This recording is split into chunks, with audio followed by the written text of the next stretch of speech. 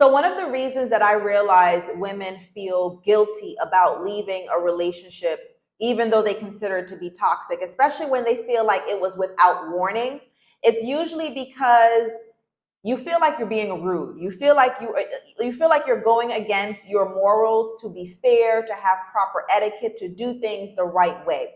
And I fully get that. I am a big advocate for, healing to a place. Healing doesn't mean just getting over it, but it means that you're not bitter, you're not angry, you're not changing the person, the kind person that you are. So I am definitely not here to tell you that, yeah, be mean, be rough, be rude or whatever it is. However, now, there is a but. When you are dealing with people who are emotionally abusive, who are psychologically abusive, who are manipulative, who are in any way you feel toxic, right? Toxic means destructive to your well-being. Different rules apply. If you have a pen and paper, write it down.